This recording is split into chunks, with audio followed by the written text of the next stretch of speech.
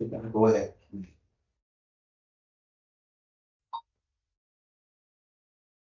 Hello everyone, we have gathered here for the second live session of the PCA course. So in case you have any doubts or queries, we can have an interaction here.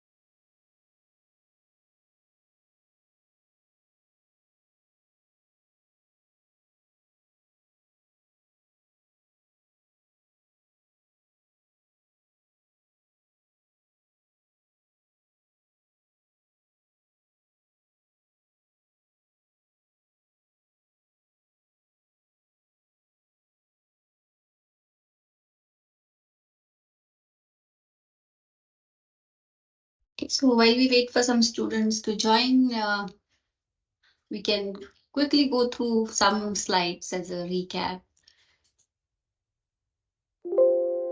This is from week number 5. We were discussing the cache coherence protocol. So we had the messy protocol. And then before we discuss that, we had the VI, MSI, and MESI protocol. VI and MSI were done the previous week, and the MESI protocol was done in week 5.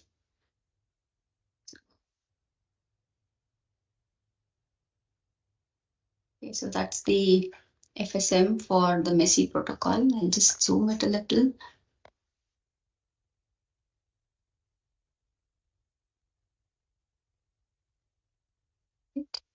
Okay, so we have here 4 states: modified, exclusive, shared, and invalid. So the first time the block is invalid, then the processor may do a read or write to such a block. And if it does a read, when the block is in invalid state, it will go from the invalid state to the shared state, because now this block can be potentially shared with others.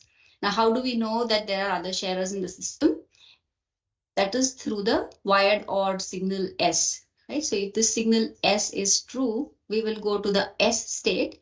And if the signal S is false, that is, there are no sharers, we will go from I to E, where the E is the exclusive state. This is a new state added to the messy protocol. So MSI protocol did not have this state. MESI has this new state E. So this state takes care or tells that this is the only sharer in the system. So if we go to E, and once a block is in state E, it can do as many reads as it wants. However, if the processor wants to perform a write when it is in state E, it cannot do that without informing others. So on a processor write, it has to go to the M state if it is in state E, and if it is in state S, it has to inform others using the processor write signal and the bus readx. So when a processor write comes, if we are in S, we send a bus readx. If we are in E, we don't send any signal and we go to M. While in state M, we can do infinite number of reads and writes until the block is removed. In the M state, this particular node is the owner of this block. While in state S, if there is a read, we can continue to read. While in state S, if we see that another processor wants to do a read for this block, a bus read comes. So what should we do? Right? So there is some other processor wanting to read and we have a copy of that block. So are we supposed to give that block to that processor? So well, it depends on the protocol. So we distinguish it using a flush or a flush prime. If we permit cache to cache transfers, then we are going to use the flush prime signal to indicate that this cache can provide the data. If we are not permitted to do cache to cache sharing, then we simply ignore the bus read which is going onto the bus. Right. So if we are in state M and we see a bus read, so what should we do? So here definitely we need to provide the data because the data is modified in our current node. So we provide the data and then move to another state. Now the next state depends on the type of request.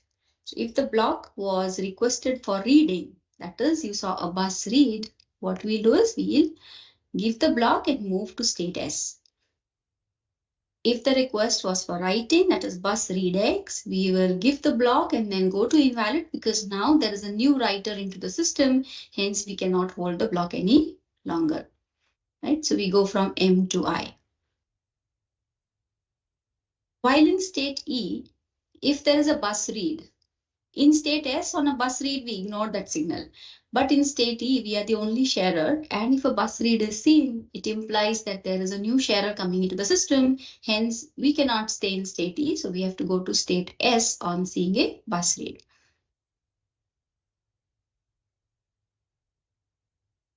So that's how we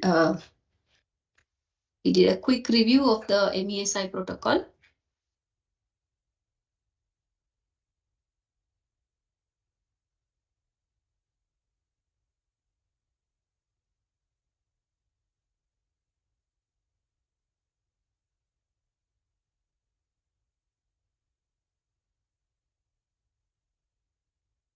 Okay, then the next protocol was the Dragon protocol.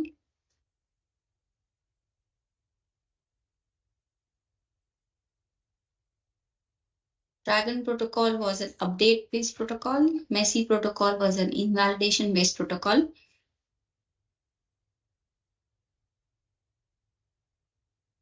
Dragon protocol is slightly different because it treats the shared state into two different varieties. One is SC, which is shared clean, and one is SM, which is shared modified. Shared clean because multiple nodes share the block.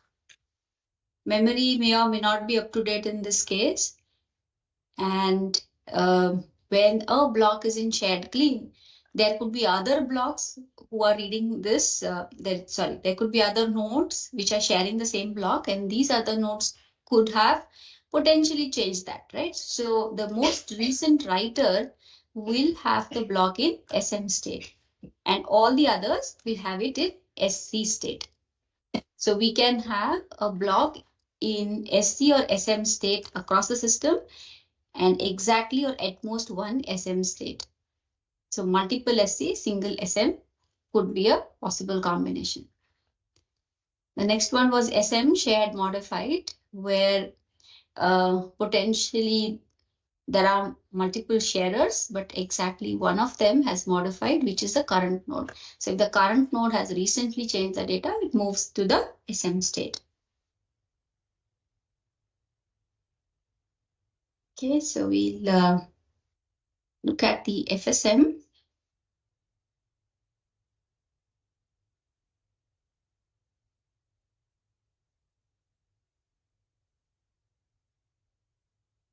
So the Dragon FSM, we don't show the I state here, just for simplicity. We've listed the other 4 states. Similar to the Messy protocol, we have the E state here for exclusive ownership. Okay, and then the M for the modified. Okay, so if the processor does not have the block and it wants to read, it will incur a read miss. This one will incur a read miss. So when it incurs a read miss, it sends a bus read transaction and similarly the wired or signal S will be utilized. If S is false, we know that we are the first or only requester for this block, and we can safely move to the state E.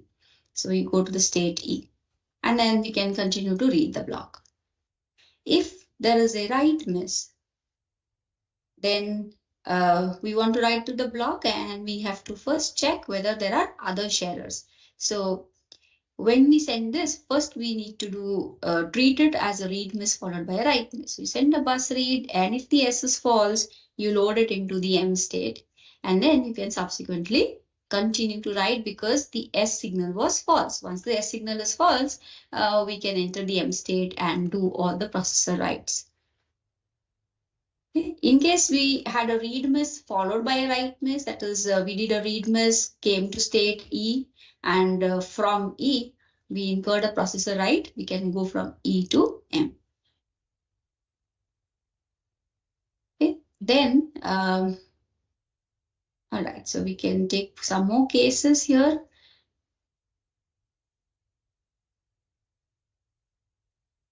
While in state E, if we see a bus read, what does this say? That there is a new sharer entering into the system, so we cannot stay in state E, so we have to go to the shared state S. So messy protocol went from E to S, whereas in Dragon, we have two flavors of S. One is a SC for shared clean, and one is SM for shared modified, right? So for SC, the block is clean. So in current state, because we were in E, we saw a bus read, we go to the SC state. While in SC, I can continue to read the block. Okay. We are in SC, there are other caches also in SC. When any processor performs a write, when it is in state SC, it has to change to the state SM. Okay. So suppose this particular cache is in state SC, it incurs a processor write, it has to go to the state SM. And while doing this, because it is an update-based protocol, we also have to send the changed data onto the bus. So I'm going to send the bus update, that is the shared data, onto the bus, and then move to the state SM. So we are in SM, others could be in SC. You can stay here because why SM? Because it indicates that this is the cache which has recently modified the data, and it is the owner. It has the responsibility of updating the memory as and when it deletes this data block. So we will stay in SM as long as we continue to write. So whenever there is a write, we will keep sending or broadcasting the changes onto the bus on processor writes and stay in SM. So we'll continue doing this. And when do we come out of SM? Okay, we'll come out in case there is another cache which changes this block, right? Till now we were writing, somebody else wants to write. So how will I know that? That will be known if the other cache starts writing and suddenly sends a bus update. So if I get a bus update when we are in SM, so this tells that there is a new writer into the system. So we'll pick up that update, right? A bus update comes, you pick up the updated data, update your local copy, and then change your state to SC. So we'll go to the SC state. Because now we are sharing a clean copy because the modified copy is with somebody else. The owner of the data is some other cache which generated this particular bus update. So this way we will go between the SC and the SM states.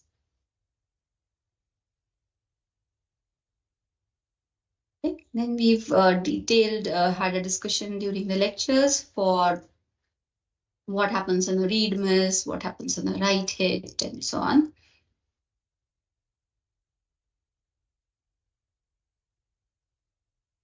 We've also seen a detailed example here.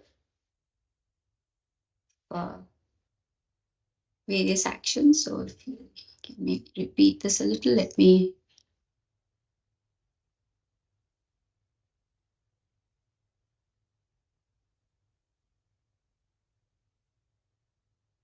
Right. So if we can see this table, we are listing some processor actions and what happens. If we see the first row, P1 does a read on U.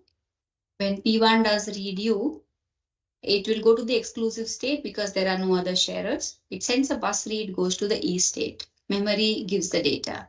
Then P3 sends the read U. It wants to read. So now P1 has to go to SC because there is a new reader into the system.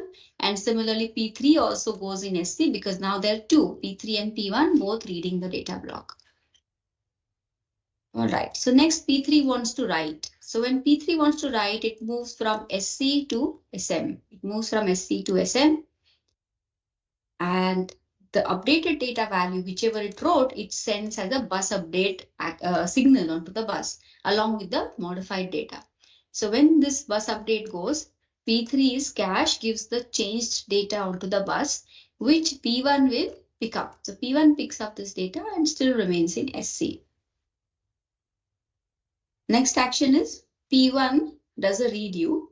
Nothing to do because P1 already has the updated data because P3 was broadcasting the changes and P1 simply continues to read. No action to be taken. Fifth row says that a new processor P2, which was nowhere in the above scenario, comes and wants to read the data. So when it wants to read the data, it sends a bus read signal. Somebody has to provide the data. Now, who will provide? Either the memory, if the block is clean with the memory, updated with the memory, or the most recent modifier. So who has modified the block most recently? Which processor did a write? So here P3 has done the write. So P3 is going to give the data in this particular case. So P3 gives the data to P2. P2 wants to read. So P2 still remains in SC. P1 remains in SC and P3 retains its SM status because it had modified the data. That is how a Dragon protocol works. And some optimization things were discussed during the lecture, so which you can read up.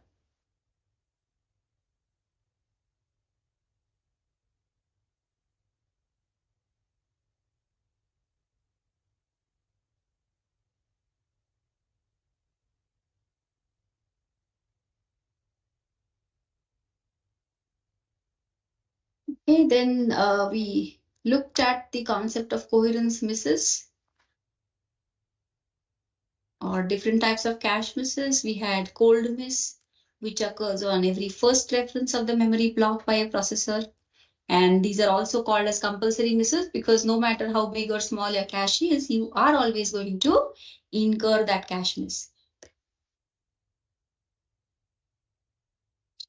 Then we had a capacity miss.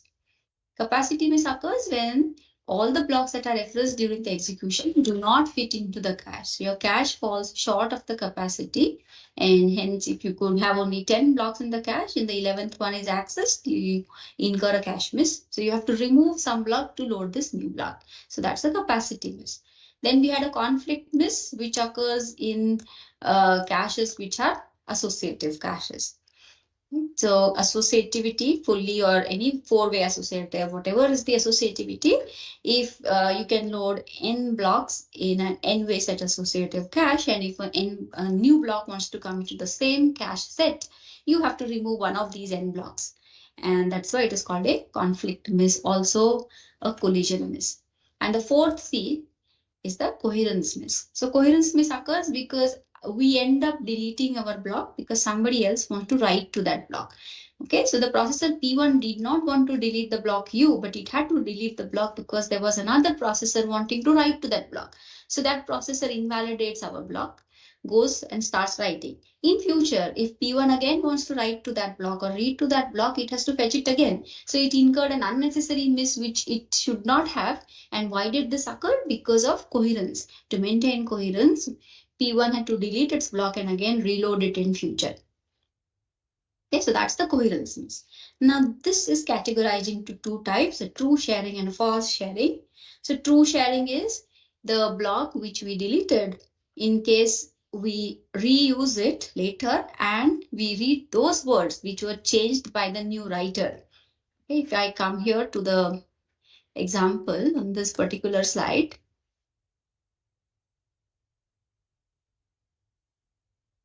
So if P2 had to delete the block X and delete the block, and in future it wants to read the same data item which P1 changed. So P1 changed X, and now P2 wants to read that same X. So here this invalidation was useful. Why? Because if we had not invalidated, we won't have gotten the new value of X. So when this happens, we call it a true sharing miss. Whereas this block which had two data items X and Y, if the processor had accessed Y and not X, because X was modified. If the processor had accessed Y, then what happens? We had unnecessarily invalidated because the value of Y is same. It did not change, and hence this is called a false sharing miss. Okay, so coherence misses out of two types, true sharing and false sharing. And the particular lecture has done a detailed analysis of how do we categorize them. Okay, so you can go through the lecture to see how the different misses get classified. Okay. We've also done a detailed example towards the end of that lecture.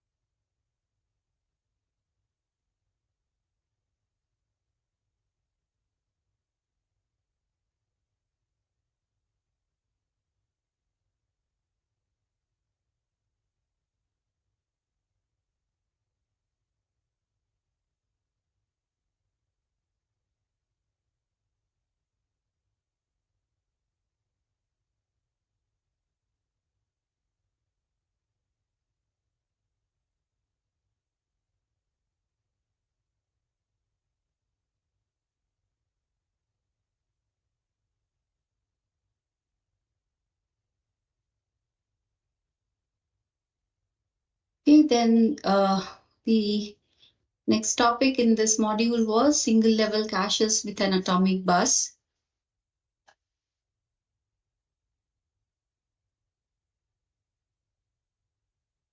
So we discussed that if we duplicate the tags for the cache, it will be good because the cache data is common, but the tags are used for comparison by the bus snooper as well as the processor. And hence, if I have duplicate copies of the tag, it helps me. There's no contention, and so processor can access the tags on the left-hand side, bus snooper can access it on the right-hand side. And both of them can compare. The contention will only happen if there is a change or a new tag needs to be written or the block needs to be deleted.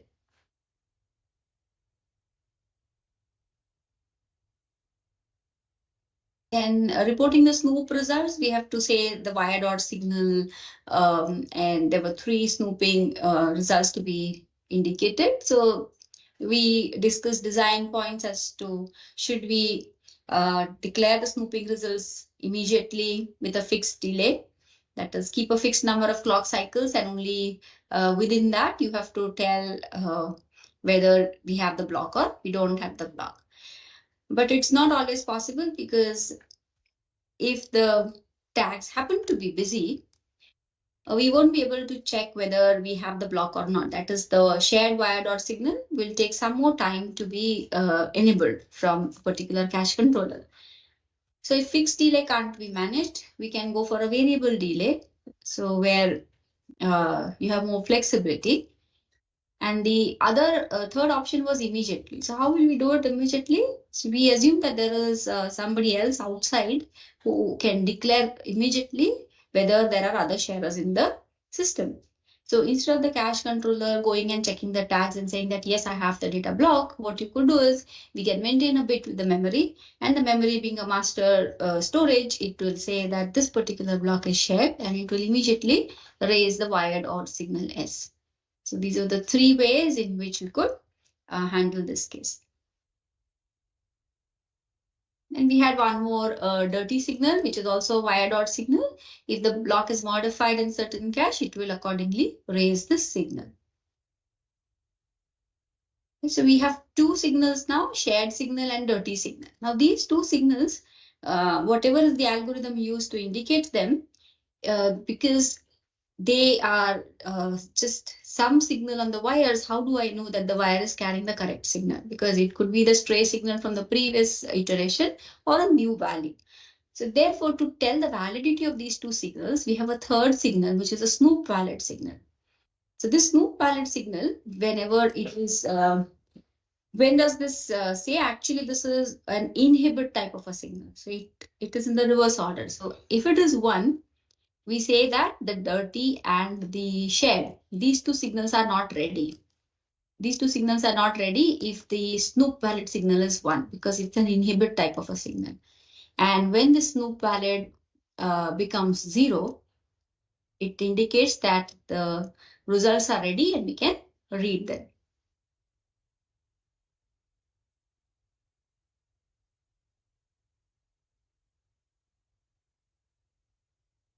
Okay, so that, and then we had a quick optimization done on the write buffer.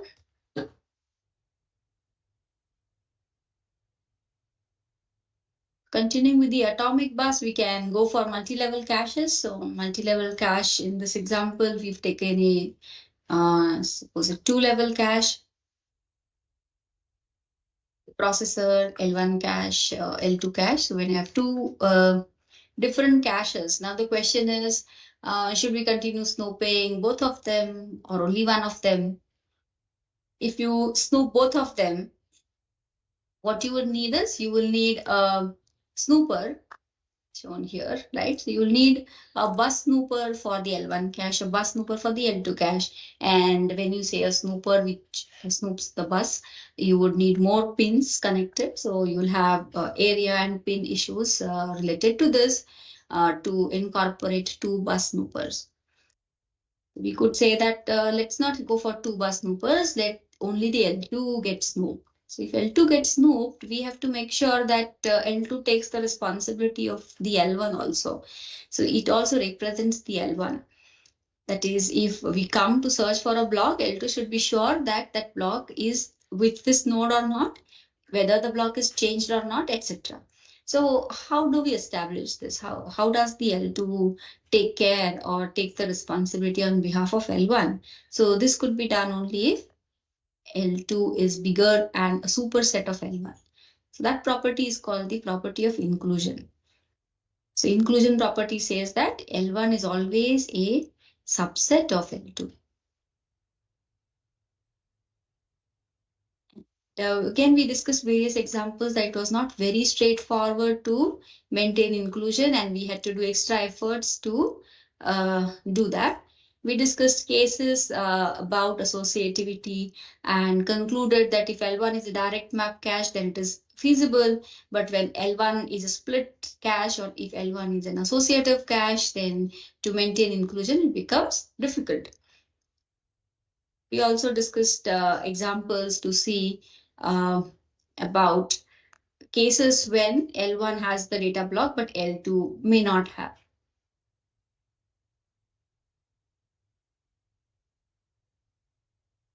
So inclusion can be violated if L1 is not direct map cache, and we don't think about L2 in this case. As long as L1 is set associative or it is a split instruction data cache, we will face challenges to maintain inclusion.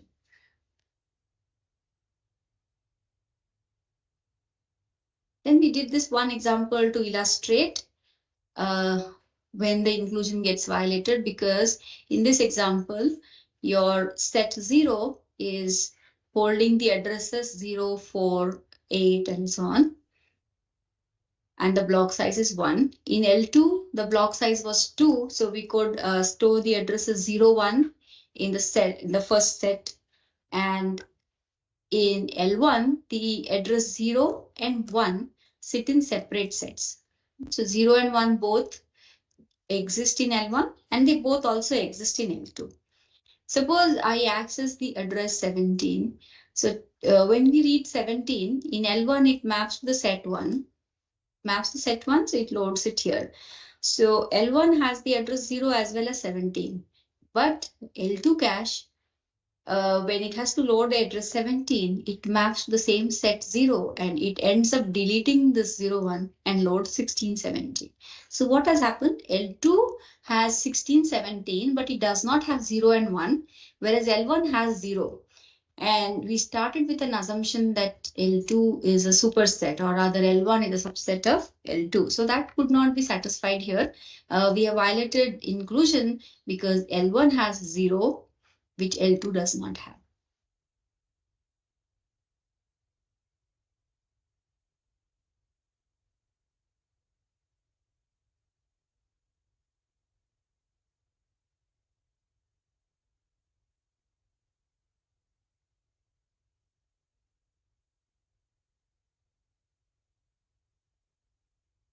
Okay, then the next topic we discussed was a split transaction bus. And then we did this interesting example of food ordering and delivery, which could be messed up if we don't follow a particular protocol. Right? And then we discussed how do we implement a split transaction bus. So for split transaction bus, we need to first divide that bus actions across phases, right? So we'll say first I request, then there's a delay, then there's a response for one transaction, then the second one and the third one. So how can I parallelize this or separate these phases? So we separated that you can send the requests separately and get the responses separately. So for this, you would need multiple buses. You will need a bus for sending the request. You will need a bus for getting the response. And then you have to do the matching between which response matches with which corresponding request.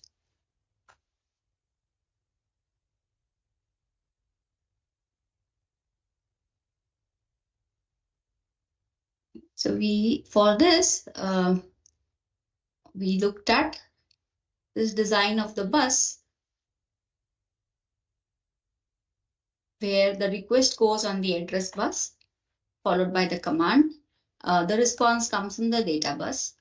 And then we also need to transmit the Snoop results, which go on the Snoop lines.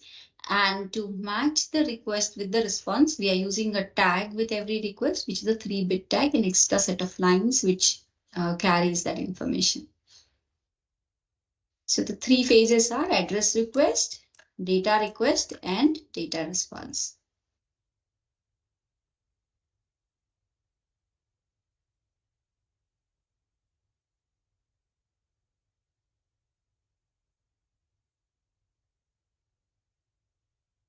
Okay, so if you are requesting for data, you have to put the address in the first cycle. You will get the grant, you will first send a request for the bus. You will get the grant, then you put the address. Once you put the address, your request has gone. Subsequently, there will be somebody who will understand that that particular node or memory has to respond, and the sender of the data, either the memory or another cache, has to prepare for giving you the response. So for this, it has to use the next phase.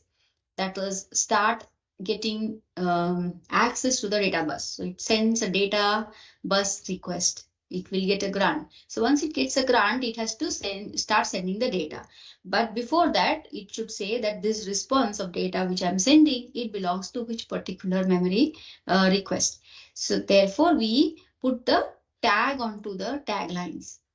And when do we generate this tag? This tag is associated with the first 3 cycles. So during the second cycle, when we get the grant for this particular request, a tag is assigned, and that tag I'm going to put here in cycle number 8.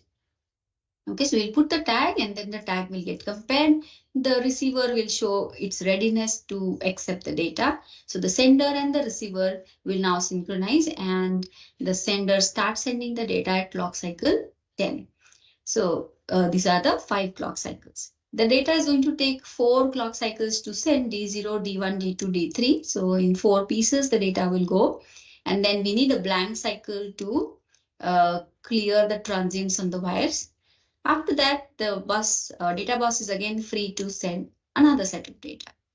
Okay, so the gray one says that it starts sending data of another request. So this way we can have multiple requests going in parallel.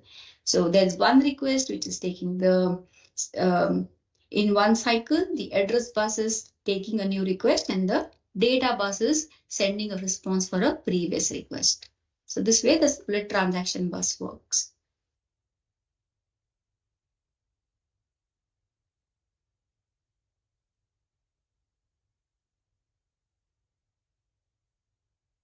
For doing this, we use the request table, and the tag for every request is same for across all the caches. So if my request is given the tag T1 for the block B, then every request table in every cache node will make entry in the same location. So T1 for the block B is made an entry in the same row in the request table of all the caches.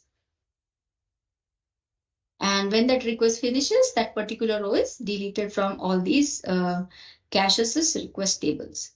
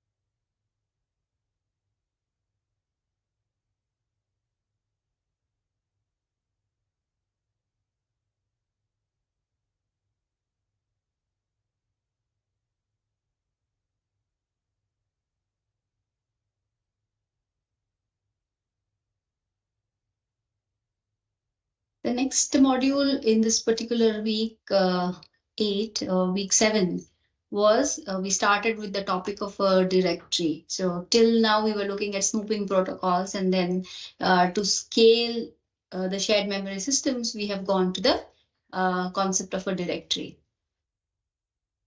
Now, this directory will be associated either in a centralized location or with every memory module in the system. And we discussed the basic operation of a directory, that whenever there is a read for a particular data item, the memory module which is going to provide that will be the home node. That is, here, if I am accessing the block A in this example, this particular node acts as the home node for that block A because it is that address maps to this particular node. If I'm reading block D and it maps to this third node, so P3 becomes the home node for D. So we need the concept of a home node and a remote node. Remote node is the memory module is somewhere else. So the concept of a home node and a remote node is required when we discuss directories. The overall, the directory is nothing but in a simplest form, it's a bit vector which says which all processors are caching the data block. So if you see in this diagram here, with every memory block, I have a bit vector. This bit vector is containing bits, zeros and ones. If the bit is 0, it means that particular processor at that index. So if it is third, so it means P3. P3 does not have the data block. If that third bit is 1, we will say that P3 has the data block. So that is a presence bit vector. Along with that, you have a dirty bit, which will say that if any of these processors has modified that data block. Okay, so if you have 4 processors in the system, your presence bit vector will be of size 4, and then you have 1 bit for the dirty bit. So total 5 bits of information for every memory block is kept. Okay, so whenever there is a read operation by any processor, what are we going to do? Simply go and make that bit equal to 1. If it's a read operation. If it's a write operation, then the dirty bit will be turned on, and you will also have to invalidate the other copies. And how do you find out the other copies? Simply scan this bit vector. Wherever the bit is equal to 1, you will know that these are the sharers. Send the invalidation message to them. They will invalidate their block, and then the new writer can begin writing.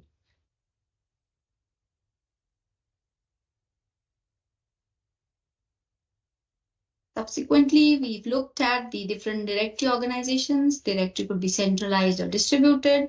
Within distributed, it could be hierarchical or flat. In flat, memory-based and cache-based. We've looked at, in detail, we are going to look at memory and cache-based, but this was the top-level view of the different types.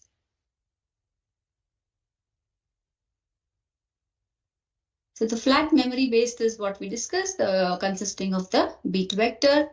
In a flat cache-based system, it is similar to a linked list. The main memory, which is the home node, will just have a pointer to the cache, which is having that particular block. Right? So it will have this pointer. Now, when more and more sharers come into the system, they will establish a linked list amongst themselves. So these are the 3 sharers.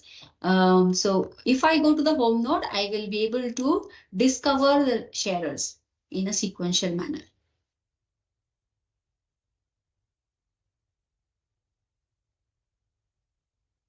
Okay, so here in this example, P3 was a node which was reading this data block. So the purple is the memory, that is the directory with that home node. It is pointing to this P3, and P3 is the only node. It is called the head node. Now, node P4 wants to read. So when it wants to read, it will come to the directory saying that I want to read the data block.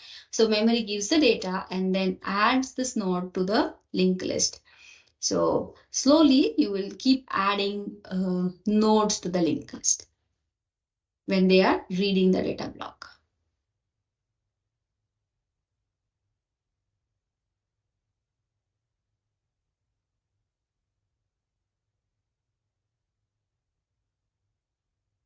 We will be doing a detailed case study on 2 different directory organizations.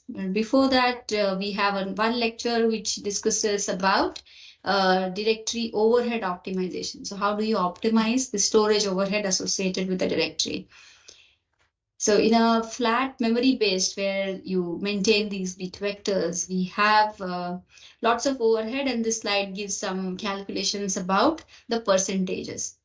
So the percentage overhead could be as less as 12.5%, and it goes to 200% if we increase the number of nodes in the system. So if I have more nodes in the system, I cannot afford to have a bit vector. So in that case, what should you do?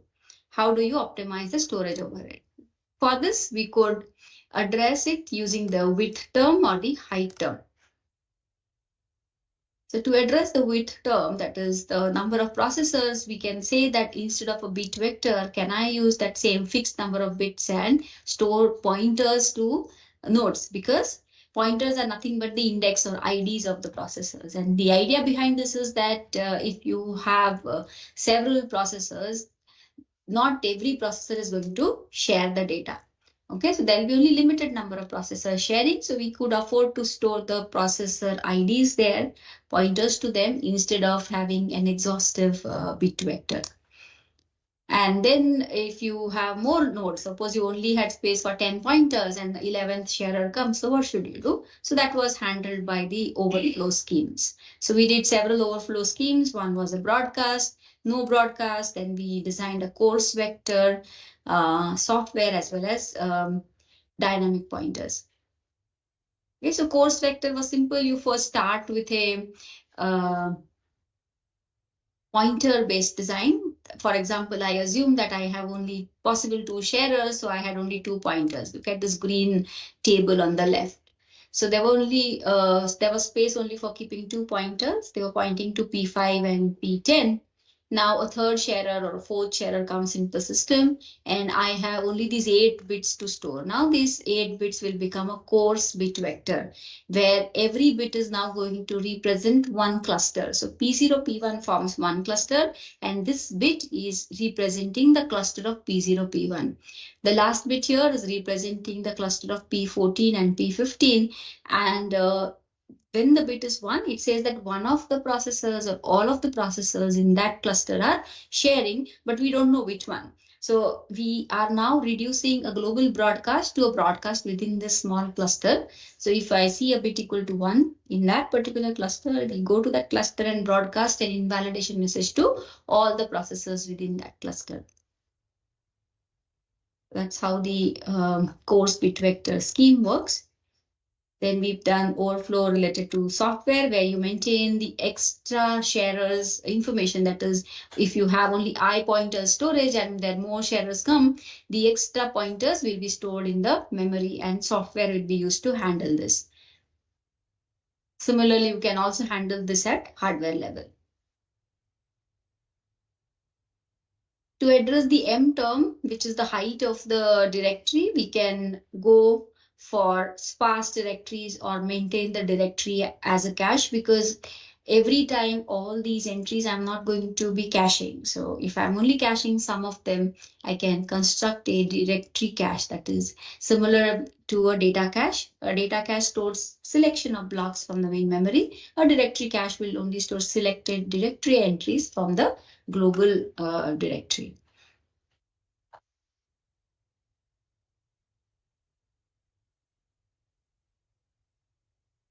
Yeah, then we looked at different protocol optimizations, how to do it quickly, and then there were 3 varieties here: strict request response, where when you send a request, you get a response. Then you can do further request and response. Every time you are going to get a reply from the one you have sent the request to. The second one was intervention forwarding. When you send a request, that particular directory is going to take the responsibility of sending information further, collecting the answer and giving it back to you. So it is not a direct reply. When you send this arrow number 1, the arrow 2, like in this case, doesn't come back. Here the arrow 2 goes to the owner of the data, then you get a response and then you send a reply. So it takes time, but the middle node, which is the home node, takes this responsibility. It's called intervention forwarding. So here the reply comes to the home and then home forwards. We can optimize that and say that why not R directly send to L? So that is done in the last one, where L sends to H sends to R, and R sends to both H and L. So these are the 3 protocol enhancements: strict request response, intervention forwarding, and reply forwarding. And we then did detailed examples of this and demonstrated how it works in a cache in the system. We calculated the number of transactions required in each case. how many transactions are there in the critical path. So in a strict request response, you have 2 into S number of transactions, whereas you can reduce them to S plus 1.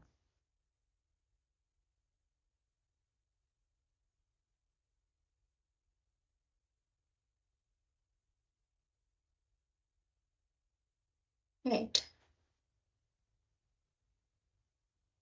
So I think we've done a quick recap of what all things we did. And I hope if you watch this video later on, it will be a good revision for all of you. And with this, I end this live session. You can continue posting your questions in the discussion forum. I'm seeing that all of you are doing the assignments meticulously. Please continue the same rigor. Do the assignments nicely. Revise them. It will help you in the exams. And best of luck. Continue studying. Happy learning. See you next month in the next live session. Thank you. Bye-bye.